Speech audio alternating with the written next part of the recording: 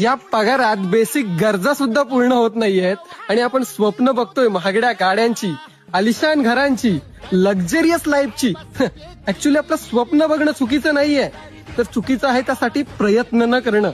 आता प्रयत्न करायचं म्हणजे नक्की काय करायचं, तर नोकरी व्यतिरिक्त स्वतःचा एक सेकंडरी इन्कम सोर्स जनरेट करायचा. ज्या 8 तास आपण दुसऱ्याच्या कंपनीत राबतोय, तसेच काही तास स्वतःसाठी राबायचं आणि छोटासा का होईना एक व्यवसाय सुरू करायचा. येथील सुरुवातीला अडथळे, पण योग्य प्लॅनिंग, योग्य मार्केटिंग, योग्य स्ट्रॅटेजी लावली ना, तर कोणताही व्यवसाय आपण सक्सेसफुल बनवू शकतो. आणि भावांनो, फक्त नोकरी करून स्वप्नांचा सॅक्रिफाईस करण्यापेक्षा रिस्क घेऊन स्वप्न पूर्ण करण्यासाठी प्रयत्न तरी करूया. नंतर वेळ निघून गेल्यावर पश्चाताप करण्यापेक्षा आत्ताच कम्फर्ट झोन मधून बाहेर निघा आणि रिस्क घ्या.